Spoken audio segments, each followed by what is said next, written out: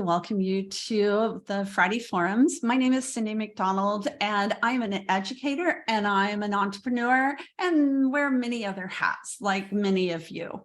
And so I'm glad to have you here with me today.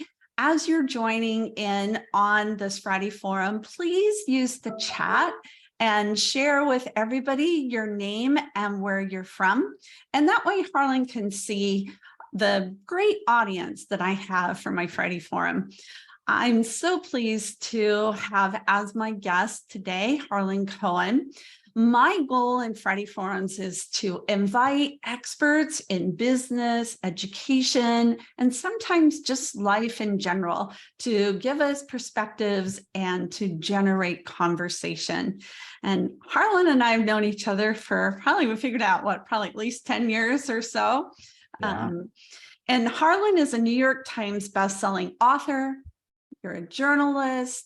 You're also a speaker. I've heard you speak many times, and many of us have heard you speak at HECA and other things. Harlan has visited over 500 college campuses. He's written 7 books with over 1 million copies in print. Some of those titles are Win or Learn. Is that your latest one, Harlan? Yes. Win or Learn? Yeah. Many of us know you from the Naked Roommate, but you also have The Naked Truth about turning every rejection into your ultimate success.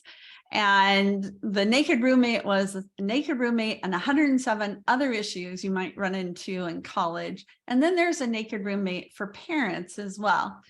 Harlan is a frequent guest on TV, radio, podcasts, recently founded The Best First Year, which we'll talk about, which is an online college readiness program, and also has his own TV channel called Before College TV.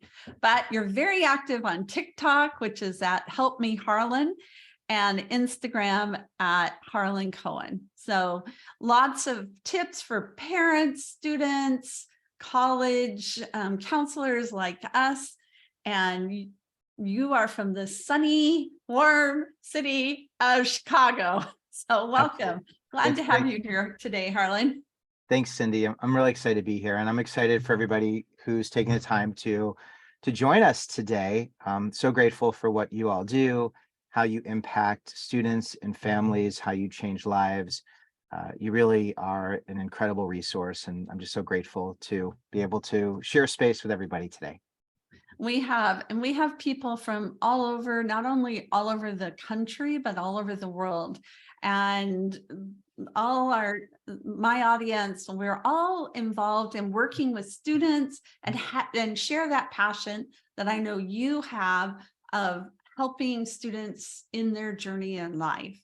And so can you share a little bit about your background and how you built that passion for yourself?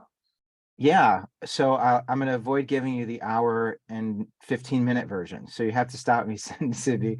The quick story is I went to college. I was miserable.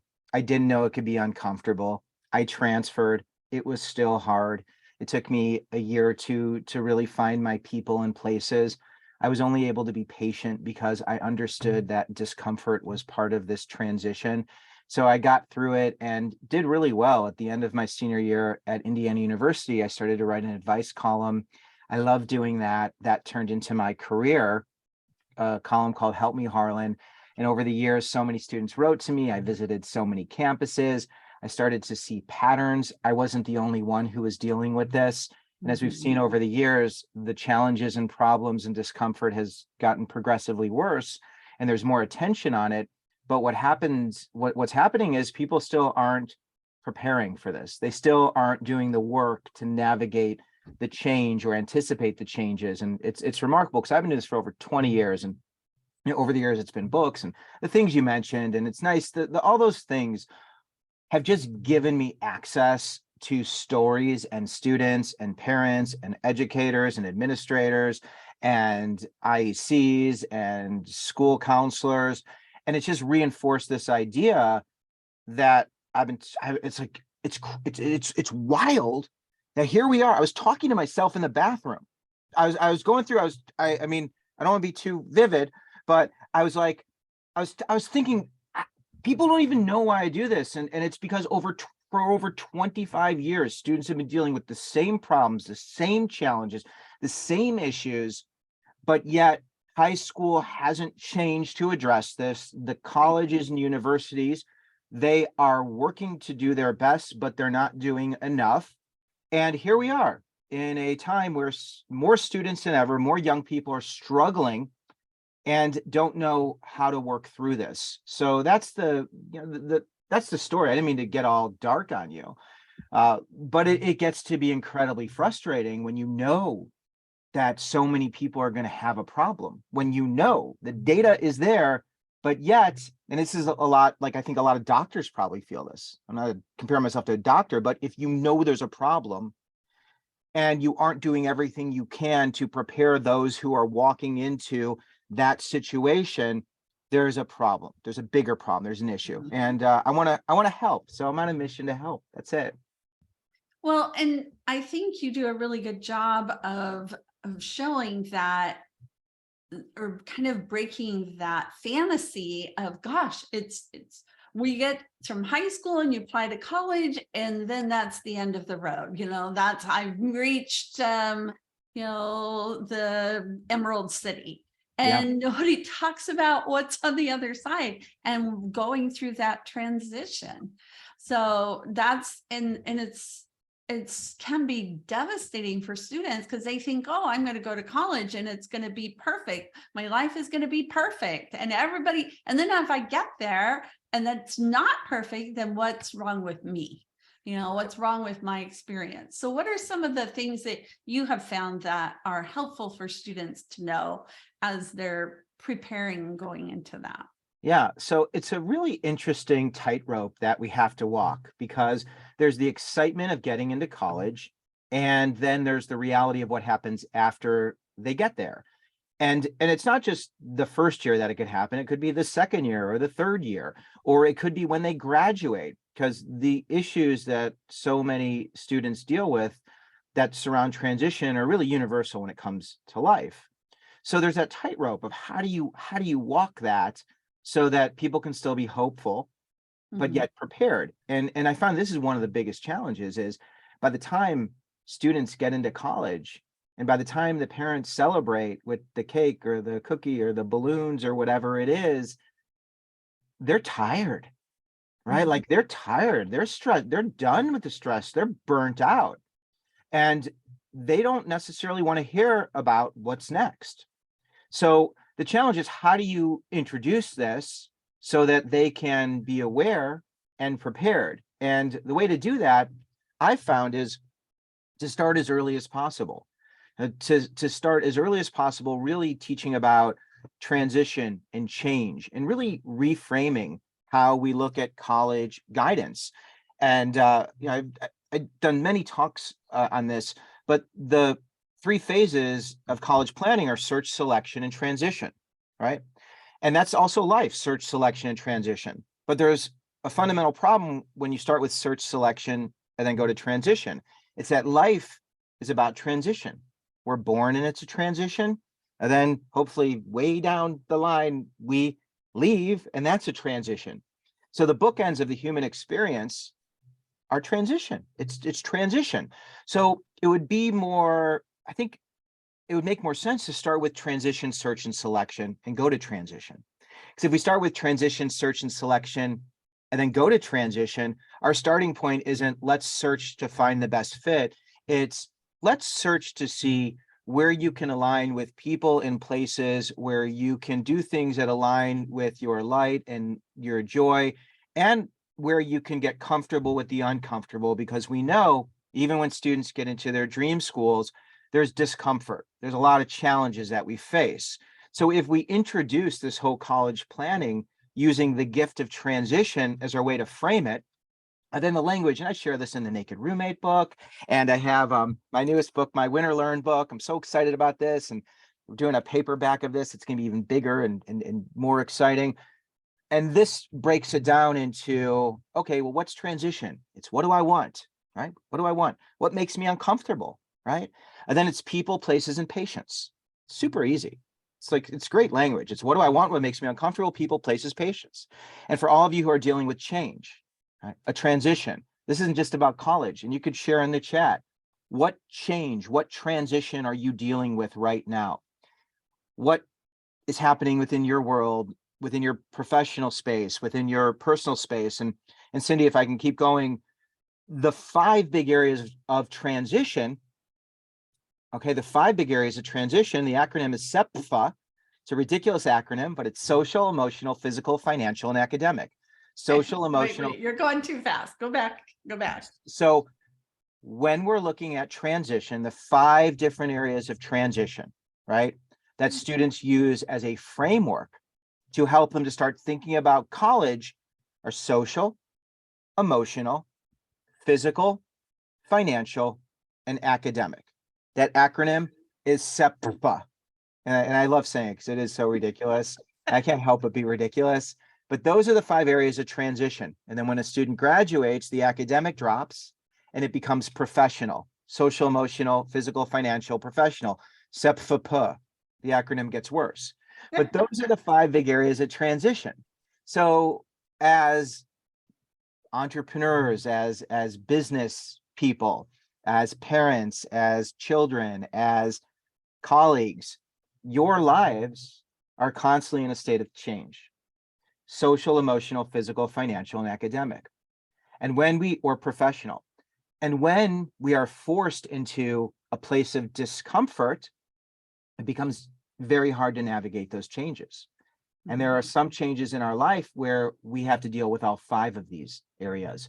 When it comes to being relocated to a new city, when it comes to loss, dealing with loss, when it comes to the pandemic was an incredible exercise in having to deal with dramatic change, social, emotional, physical, financial, academic, and professional, without notice, right? Right. And Yeah, that unprepared, unscripted, unknown. It was just, yeah. Totally. And I think as professionals, the pandemic is a wonderful way to kind of tap into, okay, during that time, if you're comfortable talking about it, and asking the student or the family, how did you find joy? Like, what did you do that gave you joy? Because that was an exercise in finding joy independent of other people and other things. Mhm. It was an exercise in having to figure out how to find balance and happiness or health, whatever, contentment. You had to build resilience to get through that. So when a student talks about playing an instrument, or they went swimming, or they started drawing or writing or doing something artistic or exercising, it's like, that's great, because now you have those things, because during the first 3 to 6 months of college, hopefully everything will go as planned. But if it doesn't, you need to make sure that you have things you can do independent of other people and other things, so you can align with your joy and find campuses where there are places where you can do those things and there are people you can do them with. So now we're not focusing on the school, we're focusing on the transition: social, emotional, physical, financial, and academic. And a lot of you already do this.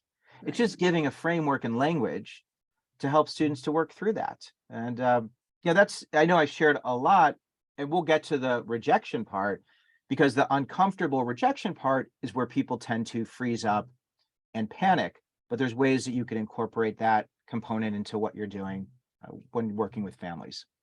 Well, let's talk about that next, because that's one of the things that we find. I mean, having working with teenagers, especially now, as many students are going through school choice, or whether it's public or private, this is often the first experience that they've ever had with rejection. What? You don't want me? I want to go and be a part of your campus, and you don't want me? They don't know what to do with that. And they don't know how to not take it so personally. Yeah, I think it's not just hard for students, it's hard for the parents. It's hard for the families. It's even hard for the schools and for the communities. And this is a big year of rejection, with test optional, with increased applications. there's more rejection than ever before. And I think that's also an opportunity. I'm a fan of celebrating rejection, right? Rejection is not the enemy.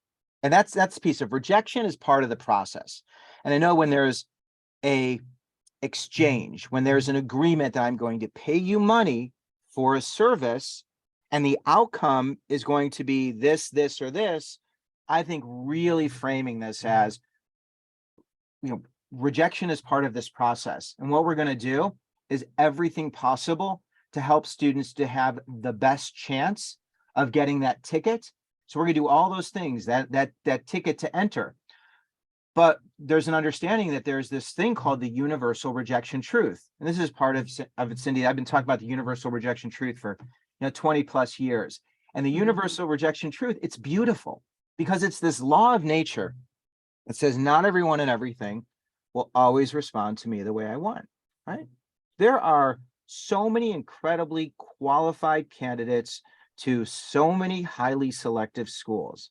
And the reality is not everyone can get in because there isn't enough space. So the universal rejection truth says not everybody can go to the school they want to because there just isn't enough space. And when somebody reviews your application, how they review it, the time of day, the number of students who fit a similar demographic, where you are in the stack, those are all things that could factor into whether or not you're going to get in. So really being comfortable with rejection and making it clear that that's part of the process. Like rejection is part of the process because there's this universal rejection truth. So if you can understand there's a truth, and this is so important in growth mindset, it's so important in life, because when unwanted challenges pop up, if we fight them, we create more discomfort. The more you fight rejection, the more rejection you create. But the more willing you are to accept rejection and try to get to understand it and become friends with rejection, the more rejection can help you and serve you. So really understanding there's this truth, this law of nature. And I know we've all been through difficult things in our lives. And I know I'm going to go through difficult things in my life. And I have 3 children and a business, and life is hard. And the only way that I'm able to work through it is that when I get dumped on and I get scared and life is unfair, my wife and I, we use the language, it's the universal rejection truth. The universal rejection truth, right? I didn't want this to happen. Nobody asks for this to happen. Right. But it's the universal rejection truth but then it's beautiful because then I get to go through the process of, wow, is it me? Like, is it me? Is it someone or something else? Or is it just this law of nature, this idea that I could do everything possible, everyone else could do everything possible, and we still might not get the outcome we desire. Right. It's not so scary, right? It's not so scary. And that's the beauty of this process, because when we can recognize this universal rejection truth, and a student can recognize that if a school doesn't accept me, that's not the right school for me, right? If it's a school, this is such a big piece. So many students work so hard to get to schools where they arrive and they aren't accepted and included and they can't participate because they're freshmen, right? The universal rejection truth of being a freshman is you don't get the lead. You don't always get into the a cappella group. You don't always get the grades you were expecting because we don't know what schooling you had before and the preparation of the person next to you. And those students get rocked to the core, rocked, because they didn't expect this. I remember I've done a bunch of events at Villanova, and the people there were saying, we have so many students who are self-starters and they're so used to being involved, and there just aren't enough places for all the students. And when they apply to clubs and organizations and get rejected and they don't have their place, they feel lost. Right? They feel lost. And that's where, what is it that you have that gives you joy that you could do independent of other people and other things? It's a huge question. And then the other part is, where on a campus can you count on being accepted and included and appreciated simply because you exist and you are a student? What clubs, activities, and organizations are open access where you have 100%, a 100% chance of participating? And that's huge. Like a living and learning community is important. A multicultural center for our first gen students, the SSS offices. There the list goes on, spiritual groups and organizations. So this is where the power of transition comes in, because when you're looking at schools and experiences, like if being outdoors and skiing is important to you, then I would go to a school where you could ski and be part of the skiing club or snowboarding, right? Because if everything goes south, you get to ski, you get to be on the snow. So that's where rejection plays in. And for the whole application process, we know the factors that there are more students applying, there's test optional, there are fewer spots. And there's also something very powerful about going to a school where everybody isn't the 0.01% of their class, because if you're on a campus where they give you more money and you have access and you're part of an honors group and you're elbow to elbow with the administration and there's a deep alumni network, you could go to that other school for grad school and you could find a place that's a good financial fit and you can be incredibly successful. So rejection's beautiful. So have you noticed that because of COVID, that this has really accentuated this message that you have to give to students? That would be one of my questions. And then the other one is the same thing for the parents. We're often, not only are we trying to help the students deal with this, but parents as well.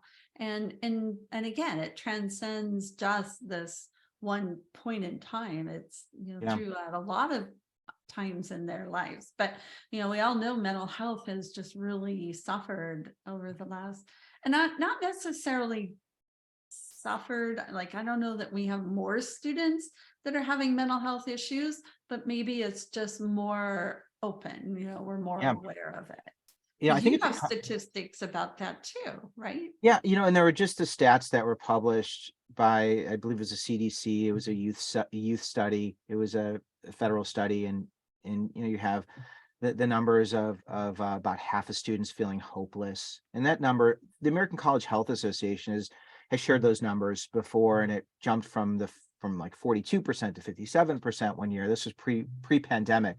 So we know like half of students feel hopeless, and we know a third of students. What was really shocking from this most recent data is suicidal ideation among women, among teen girls, and just how that number has increased dramatically. And last night I talked to a little bit, but I saw Lisa D'Amour, who wrote several books. The most recent one is I think the Emotional Lives of Teenagers, and she's a psychologist, and was really talking about how this is harder. Like, this is legitimately harder. More students, more teenagers are dealing with serious issues than we've seen in the past. And COVID definitely has the tail of COVID, where we have a lot of students who didn't learn how to manage big emotional challenges, and they didn't have that guidance and support, and they are feeling that. I've had students who reach out to me and said, because of COVID, I just am not as comfortable talking to people.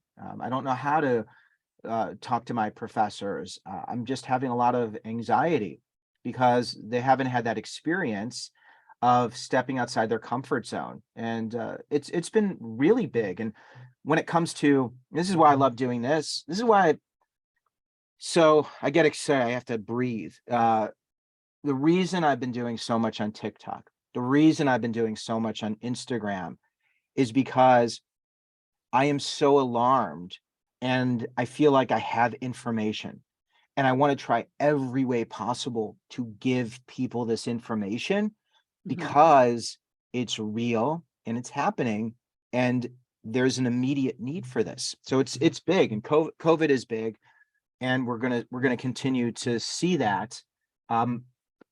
One thing I've seen, I do live events and webinars, and when I ask families which of the 5 transitions is the most important to you, social, emotional, physical, financial, or academic, more than ever, it's been the emotional transition, right? The emotional transition. And I don't think we spend a lot of time in the college counseling office talking about the emotional transition or what that even means. But how can you put yourself in a place where you can feel supported, where you have people who you have access to, where you can practice using the tools you've used in the past. If you're someone who had some sort of mental health challenge, and you have a caregiver, going to school close to that caregiver, making sure they're licensed to do virtual counseling, having rituals and practices that you can use, that a student can use in this particular school and an environment. Having a school, smaller schools, the small liberal arts schools, where there is a cohort of individuals who want to support you and help you, who value counseling services, who have a strong orientation program where they get students together and really help them to form relationships. Like, those are so important. And it's something that a lot of people don't think about, especially if we have a kid who's got social anxiety and a history of dealing with some of these challenges. I'm telling you, it doesn't matter where they go. They got to find their people and places and be supported, because otherwise everything else will unravel. Yeah. Yeah. And it's interesting because before, I mean, we kind of, as we visited colleges or encouraged our students to visit colleges, you know, we kind of ask about the counseling center. It's like, oh, they have one, it's over there. But now it's like, well, are counselors available? Can they get an appointment? Is it limited? Is it unlimited? We've learned how to ask a lot more questions. Absolutely. I'm writing a note, because I keep my notes, and I make these videos, and it just reminds me, what's your mental health plan? Mhm, And mhm, really having a mental health plan that is written out, that you mhm. can depend on. And even during the college search process, what's your mental health plan? And does your mental health plan align with the resources and the location of the schools you're interested in? And if it Right, doesn't, that's not a good school, right, not a good fit. right, right. So let's go back to the mindset and this whole concept of taking that rejection and turning it into a catalyst for the future. And, you know, and it is interesting, the last 20 years, they've had the research on mindsets and a growth mindset versus a fixed mindset. So what are your experiences with that, Harlan? Yeah, well, I love mindset. I'm a big fan of Carol Dweck, Angela Duckworth's work with grit. I think those are all really important when it comes to supporting students who can be healthy when dealing with discomfort. And if we connect where discomfort starts, it's a line that leads to rejection. I mean, I would love someone to challenge this. Like, where doesn't it lead to rejection? You know, if I think I'm ugly and I'm not going to meet anyone because nobody's going to want to date me because my ears are too big and I'm too short. That's me I'm talking about. And I'm married and things worked out, so it's okay. But that fixed mindset that there's nobody for me, that's it. I'm the problem, or other people are the problem, because everybody wants to be with people who look like they are social media influencers who are airbrushed and perfect. So that's someone who has a fixed mindset, right? And it's connected to, I'm rejecting myself. It's a self-rejection.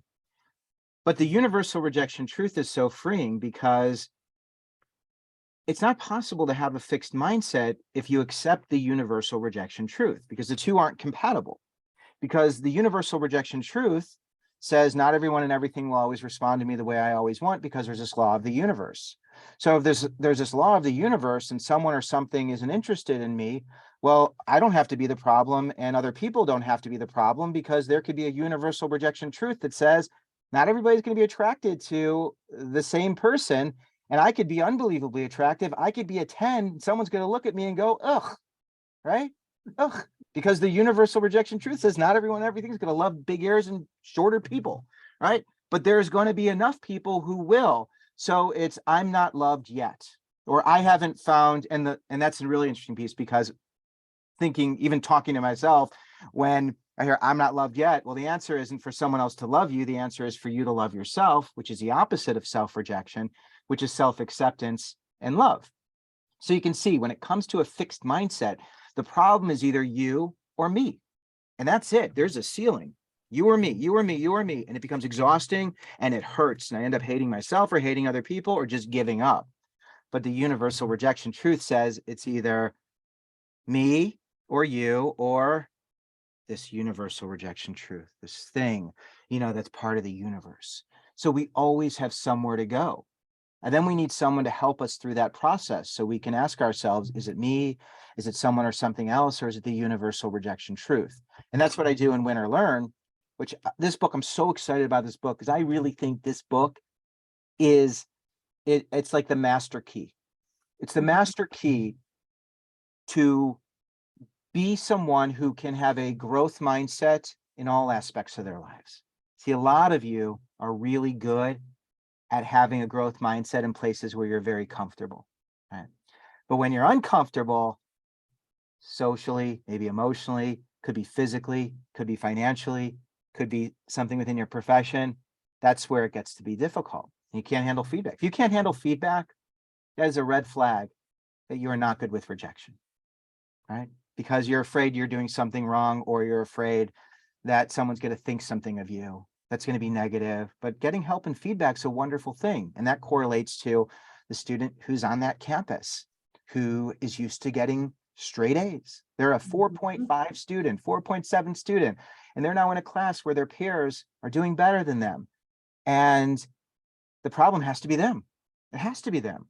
But I did a video about this the other day. I was like, listen, if you're not doing well in class, maybe you didn't learn the same thing that the person next to you learned. Maybe you come from a school where your math stopped at a certain level. Maybe the learning style you have is different than the person next to you. And the beauty is there is a academic resource center where you can get help for the first time, or you're a student who never had to study because you didn't need to, but now you're taking organic and you're taking other high level intense courses. That means you need to manage your time differently and develop new study skills. This is where don't reject yourself. And this is where parents, it's so important. And family members, I give you permission to struggle. I give you permission to figure it out because I know that it doesn't always turn out the way you want or I want. But the answer is then people, places, patience. Who are the people who can help you? Where are the places? And how long will it take to get where you want to go? And that's how it all ties in together. I think I did a nice job. Sometimes I think I did a really I think I was clear in communicating that. Was that clear, Cyndy? Mm-hmm. Yeah. It does. It all ties together. But I want you to repeat the universal rejection truth a little more slowly so people can. This is my problem. I was thinking about this while I was driving. I think in the shower, I think while I was driving, I was like, all I want to do is share everything I've ever learned with anyone who's willing to listen because I think it will help. So the universal rejection truth, I compare this to the flux capacitor in Back to the Future. You're a Back to the Future person? Yeah. Absolutely. The flux capacitor is the key to time travel, right? So that's what Doc discovered, that is the magic. And I think the universal rejection truth really is that core piece that's so central to getting from one place to another. And it is this law, this thing we refer to. You miss every shot you don't take. There's all of these different expressions that we have, and they dance around this truth. And I like to make it a thing, make it a noun, make it an object, right? Whatever it is. This is the universal rejection truth, right? And we spend our lives running from this truth. The definition, not everyone and everything will always respond to you the way you always want. Lots of times things will turn out as planned, and lots of times they will not. The universal rejection truth of being born. We don't get to choose our families. We don't get to choose where in the universe we are born. We don't get to choose our religion. We don't get to choose the color of our skin. And this is why it's so inherently unfair when someone is born into a world or a culture where someone says, we reject you before you even speak, right? It doesn't make sense. Like that's how ridiculous it is. And when someone can look at how unfair and how ridiculous that is, instead of saying it's about me, no, it's not about me. It's not about me. This is about this law that is unfair and just part of life. So the answer is find people and places who have faced the same rejection, and unfairness, and find out how they got to where they are, lean on them, follow their path. I have a project that I've been working on, and if you go to Before College TV, you could see a lot of these videos. I work with Gear Up. I don't know if people are familiar with Gear Up, but I love Gear Up. It's it's an early readiness program. Yeah. Starts in grade 7, goes all the way through first year in college. I've worked with the University of Washington for about 8 years now, and we interviewed students from every high school in their cohort, all but 2 high schools in their cohort, about 11 high schools. And I interviewed these students who are currently in college. And these students share their experiences of how they went from middle school to high school to college. And then we've done career conversations. And what we're illustrating is students who have dealt with rejection, who have overcome the universal rejection truth, who have walked alongside it, who have found their people and places and are living their dreams. We're giving them a map. We're giving them a map by going micro and being able to expand. And there's things that you can do as IECs in your communities. And this is something I think a lot of people don't do a great job of, is staying in touch with the students who are in school, who have graduated, who are in their careers. How cool would it be if you could, and some of you might do this as well, you could share this with others as a best practice of having a group together where you could have alumni who you've worked with, who are willing to share, who could talk to students, talk to parents, and ask them what was most beneficial or what they wish they had known. It's really powerful when we can talk to people who are younger than us in the same chairs, who are going to deal with the same challenges, and we can share it from a place of insight and understanding of adversity and rejection, how to get where we want to go. Absolutely. And they are able to relate to them. We do that. I worked in AVID, which is a very similar program, and many students in AVID are also involved in Gear Up or Upward Bound or I things love like AVID. that. And yeah, having people, their tutors who come in and they from the community, they're from the, they went to those high schools and now they're in college or in careers. And then they come back and say, here's what I went through. Here's the rejection I went through. Here's how I turned it into my strength. And, and a lot of times changing, thinking outside the box and really trying to do things from a different perspective, that can become that strength of the student. Yeah. It reminds me of the movie Pursuit of Happiness, about, and I don't remember the character's name, but they were all working through the ranks to go up as a financial planner. And he said, screw this, I'm going to go to the very top. And everybody was like, well, you didn't do the right steps. Well, why should I do that when I can go here? And it was just transformative. So, yeah. One of the things, Harlan, that's coming up is we also have students who do identify and have dealt with rejection because of race, ethnicity, LGBTQ. They maybe have a learning difference or, any of those kinds of things. So how does this kind of concept help them? Yeah.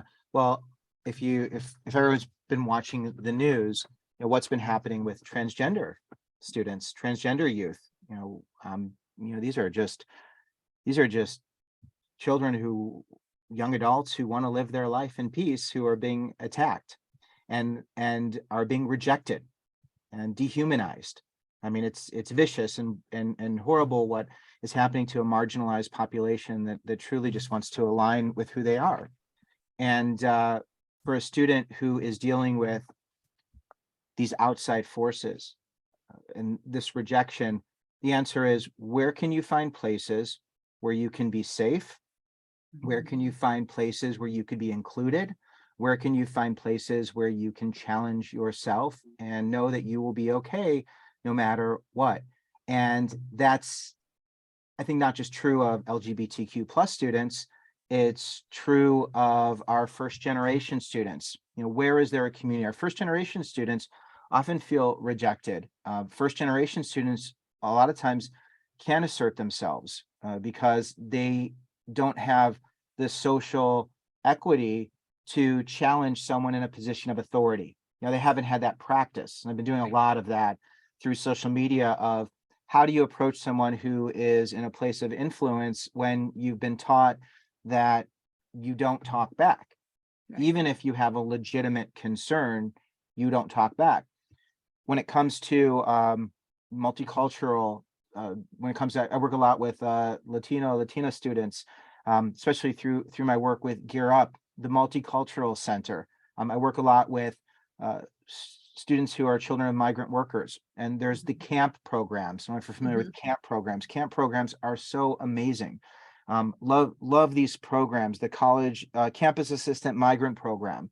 And Yeah, of course, we have those here in California. yeah, they're Fresno State has one. amazing. They change lives because what happens is, and I've talked to these alumni who aren't part of camp, and then I talk to the students who are part of camp, and the ones who are part of camp are instantly given a mentor.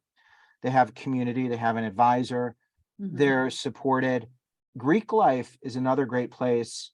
And, people have mixed feelings with Greek life, but I've talked to this one student who was from the foster care system, and he was part of a Greek community, and his brothers really supported him when he took a break and brought him back to campus and helped him along the way. So when it comes to our students who are marginalized, who have dealt with rejection, whether it's diversity, whether it's culture, whether it's religion, I mean, it's where are the places where it's very clear you're going to be supported. I believe in even looking at the states and the legislation in those states, because if you have a student who is in a state where it's illegal for them to get gender affirming care, Right. how does that impact? 'Cause you have 17-year-olds who are still minors. You may have 18-year-olds, and then it's also they're on their parents' insurance, and they're getting gender affirming care through the insurance, but they're then in that particular state. Or if they become, or if you have a student who's in a state and they want to become a resident of a different state to be able to get the care. But it's states are places, campuses are places, and it's really being very clear of where you're going to be supported and being open in those conversations.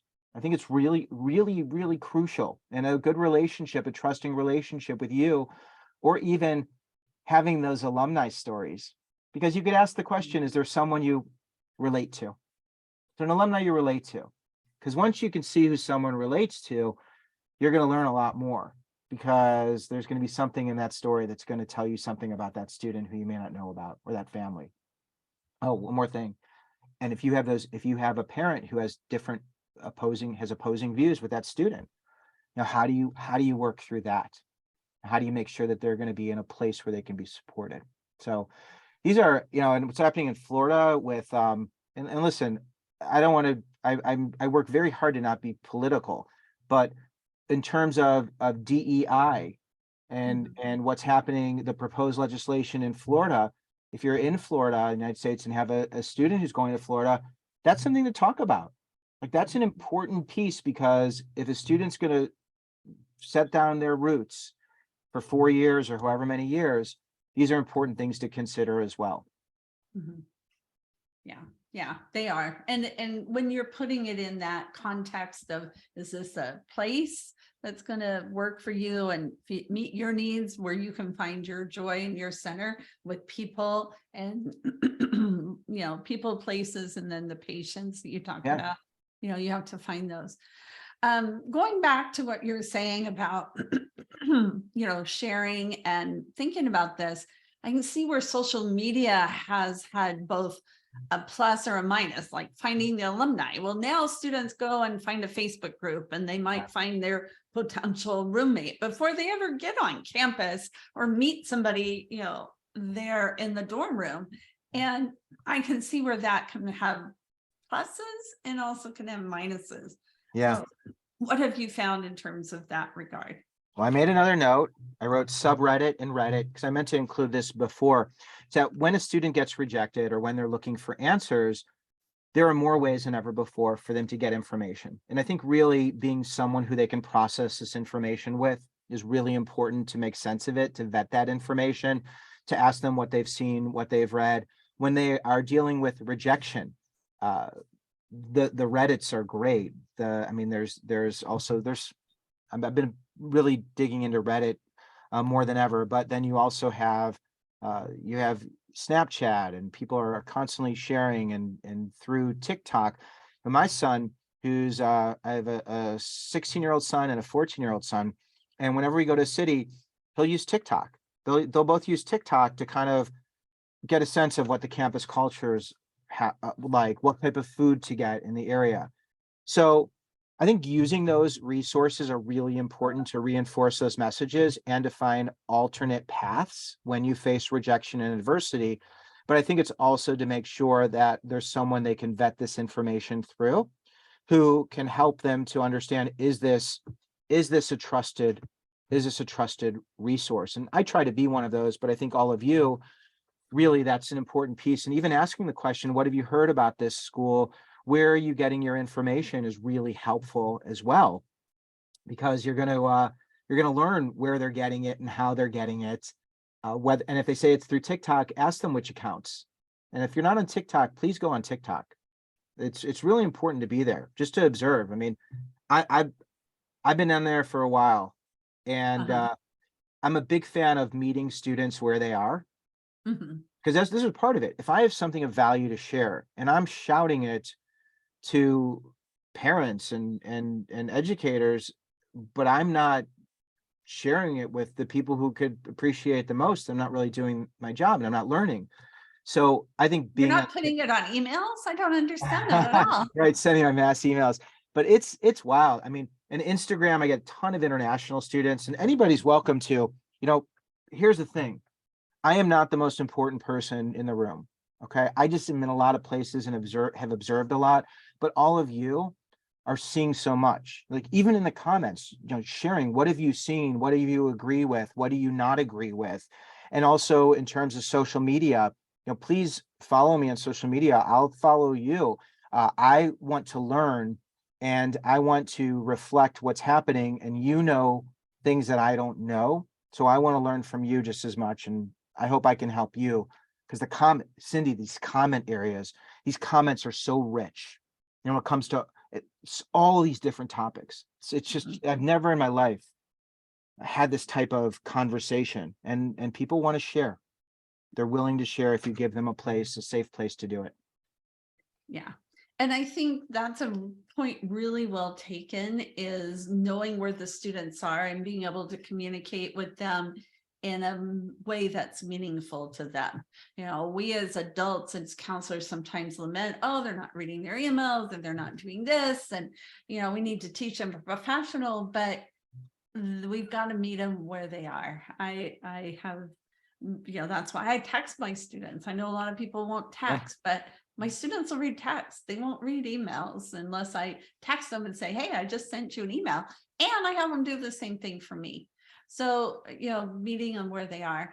And that's where they find out, going back to this rejection and using it as a catalyst for the future. Like, I'm not the only one. Somebody else didn't get into XYZ, and, they put down all their, both their acceptances and their rejections. Like, you're not in this alone. And so it can make a big difference for students to be able to see that, and especially in a format that talks to them. So well, how's this for an idea, Cyndy? For your IECs on the landing page to say, I've had students rejected from the following institutions, right? And you can have your rejection list, and you can have your acceptance list. I mean, that's full disclosure.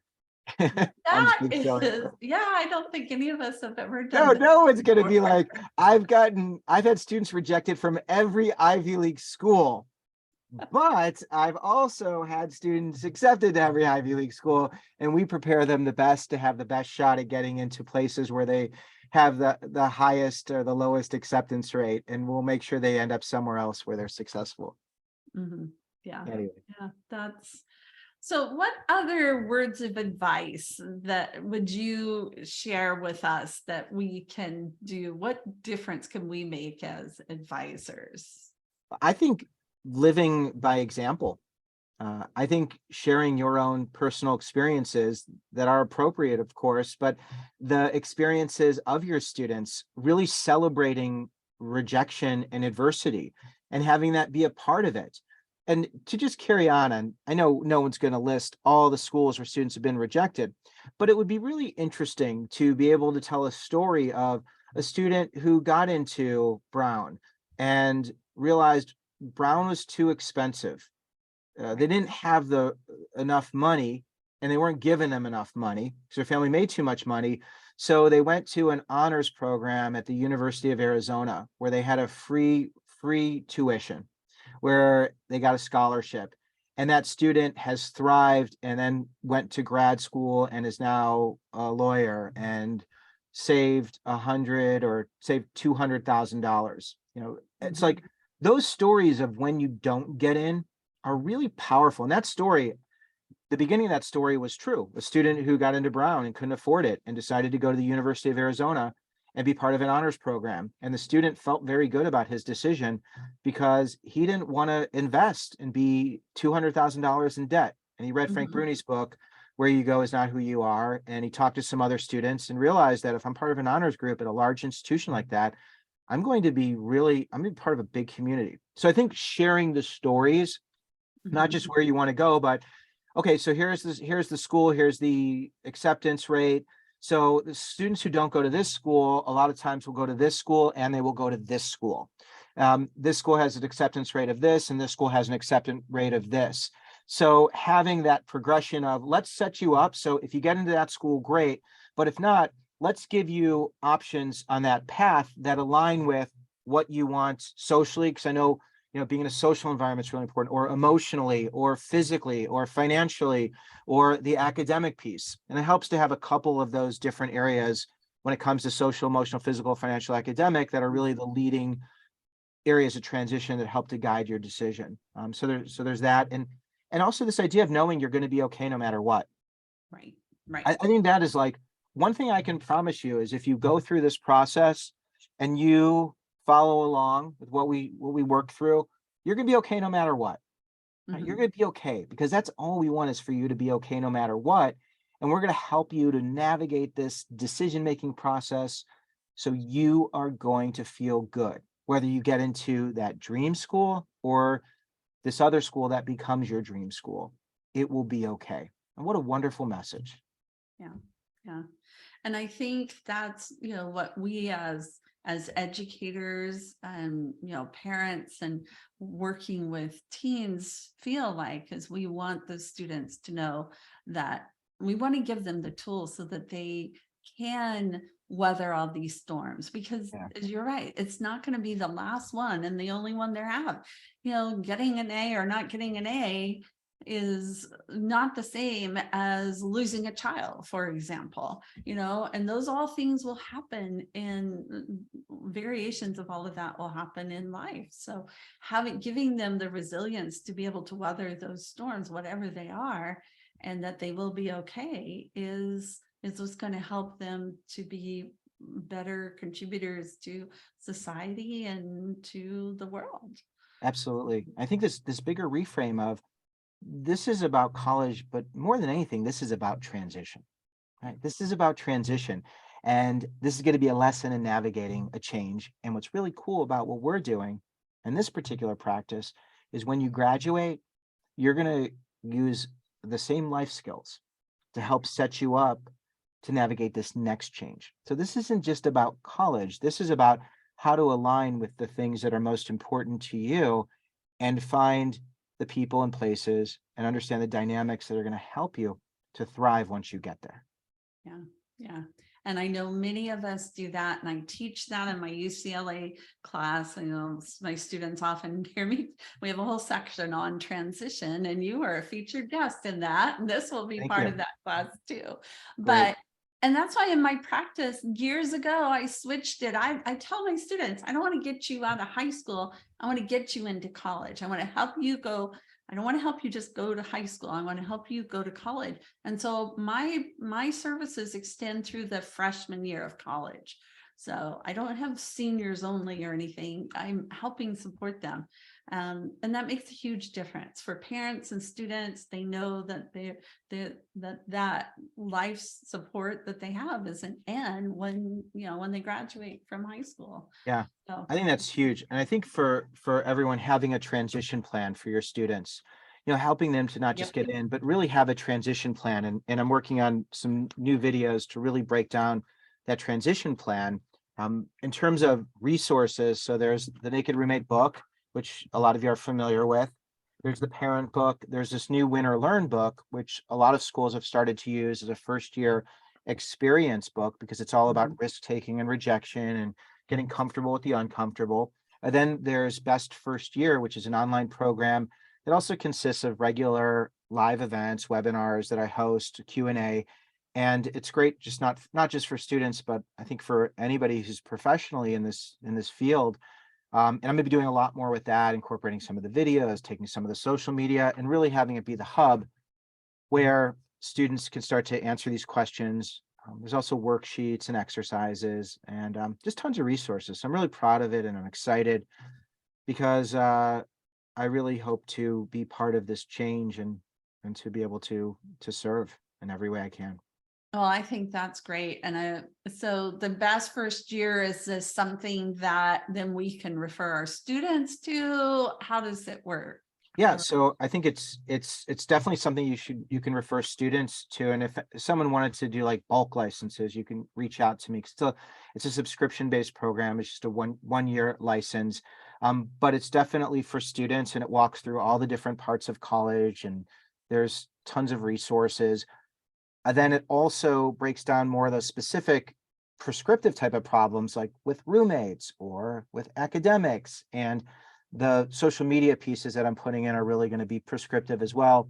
And then also for anyone who's working with families, I think just you having access is really helpful. And you can share some of the videos as a starting point to engage in conversation, or even using some of the worksheets that are part of it to engage with your families. And I think the live events I'm excited about it. This is the first year I'm like, really, I've got a ton of schools, ton of students who are part of it. So I'm psyched. And I'm also looking at anybody who's out there as, if there's things you need or things I can do better, to let me know, because I'm always learning. But Best First Year is where you can check that out. And I'm happy to answer questions if people would want more conversation about this. So how do they reach you if they want to learn more about this or some of the other programs that you offer? Yeah, so the best email is harlan@harlancohen.com. And you can also reach me through all my social media. And you can also reach me through, like I said, through email. And there's another email on my page. So there's stuff everywhere. I'd go through my direct messages as much as possible. I think LinkedIn would be great too. I don't think I mentioned LinkedIn, but sometimes my email gets really packed and it's hard for me to always filter through everything. So LinkedIn's another great place too. I will remember that. Yeah. Good point. Well, Harlan, this is just the hour has just kind of flown by, and we've had great interaction on the chat, and just really grateful to have you here today. And thank you very much. Thank you for what you do, and thank you for what everybody here does. And again, I'm just grateful to be here and to reconnect with you and everybody else here. Thanks. Yeah. Thank you. Yeah, I'm glad to have everybody here. Be sure and join me. I have a couple of more Friday forums scheduled for March. We're going to talk about activities. Did I say it right about my activities with Ethan Sawyer, the college essay guy? So he's going to be joining me on March 17th. And I've already had people asking me about, AI, ChatGPT. So Brad Schiller is going to come join us on March 24th, and we're college essays and ChatGPT problem or solution. These are all on my website right now, so you can register for them now. And then Hannah's going to be joining us. Hannah Stotland the end of March. And I've got things all the way through next fall. So send me any ideas you have, send me any thoughts, send them to Harlan too. And everybody have a great weekend. Harlan, have a great weekend. Leanne, thank you for helping me today. Leanne. She just came in last second. And so she's been a great pitch hitter. And thank you everybody for being here today.